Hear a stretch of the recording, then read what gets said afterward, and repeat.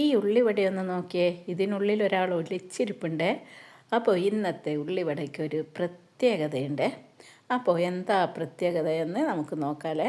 അതിനുള്ള ഫസ്റ്റ് തയ്യാറെടുപ്പ് ഇതാ.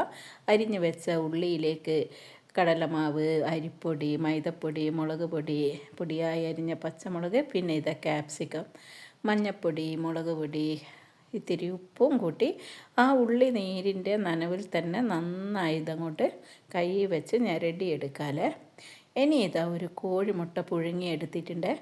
അത് നിങ്ങൾക്ക് 2 കഷ്ണമായിട്ടോ അല്ലെ ഇതേപോലെ 4 കഷ്ണമായിട്ടോ മുറിച്ചെടുക്കാമല്ലേ.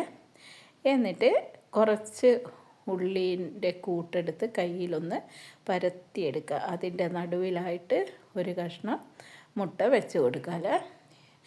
എന്നിട്ട് അതിൻ്റെ മുകളിൽ പിന്നെയും കുറച്ച് ഉള്ളിയെടുത്ത് ഇതുപോലെ ഒന്ന് പൊതിഞ്ഞെടുത്ത് വരാം. എന്നിട്ട് നേരെ തിളച്ച എണ്ണയിലേക്ക് അങ്ങ് ഇട്ട് കൊടുക്കാം.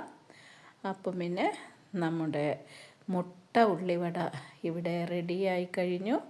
അങ്ങനെ ഓരോന്നോരോന്നും അങ്ങനെ റെഡിയാക്കിയെടുക്കാം. ഞാൻ 2 ഉള്ളിയാണ് എടുത്തത്, അതുകൊണ്ട് ഇതേപോലെ 4 ഉള്ളിവട കിട്ടിയിട്ടുണ്ട്. അപ്പോൾ ഇത് ടൊമാറ്റോ സോസൊക്കെ കൂട്ടി കഴിക്കാം. വളരെ രുചിയാണ്, എല്ലാവർക്കും ഇഷ്ടപ്പെടും.